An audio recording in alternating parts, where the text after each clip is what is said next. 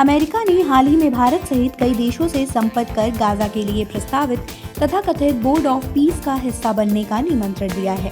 भारत में अमेरिकी राजदूत सर्जियो गोर ने रविवार को उस पत्र को साझा किया जो अमेरिकी राष्ट्रपति डोनाल्ड ट्रंप ने प्रधानमंत्री नरेंद्र मोदी को लिखा है। इस पत्र में ट्रंप ने पीएम मोदी से इस बोर्ड में शामिल होने का आग्रह किया है। डोनाल्ड ट्रंप की यह महत्वाकांक्षी पहल इजराइल और हमास के बीच चल रहे लंबे संघर्ष को समाप्त करने के उद्देश्य से प्रस्तावित युद्ध विराम के दूसरे चरण का हिस्सा मानी जा रही है। इस योजना का मकसद गाजा में शांति प्रक्रिया को आगे बढ़ाना है। अपने पत्र में राष्ट्रपति ट्रंप ने लिखा कि मध्य पूर्व में स्थायी शांति स्थापित करने और वैश्विक संघर्षों के समाधान के लिए एक नए और साहसिक दृष्टिकोण की शुरुआत करना उनके लिए गर्व की बात होगी। उन्होंने इसे एक ऐतिहासिक और अत्यंत महत्वपूर्ण प्रयास बताया।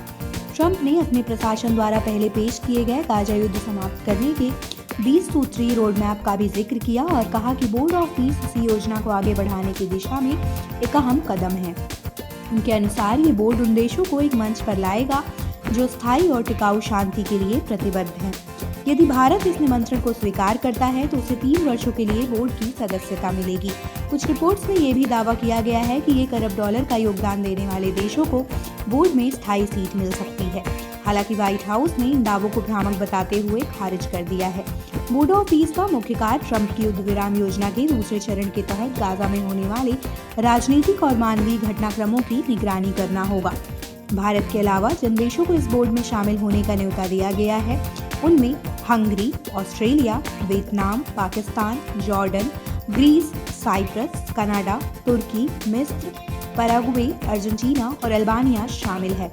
रिपोर्ट्स के मुताबिक अब तक हंगरी और वियतनाम ने इस प्रस्ताव को स्वीकार कर लिया है। वहीं भारत की ओर से अभी तक कोई आधिकारिक प्रतिक्रिया सामने नहीं आई है। पीएम मोदी को लिखा गया यह पत्र ऐसे समय में आया है जब भारत और अमेरिका के बीच व्यापार से जुड़े अहम वार्तालाप चल रहे हैं। खासतौर पर रूस से तेल आयात को लेकर अमेरिका द्वारा भारत पर 50% शुल्क लगाए जाने के बाद इन वार्ताओं का महत्व और भी ज्यादा बढ़ गया है। आप देख रहे हैं सौगंध टीवी, सौगंध वतन की।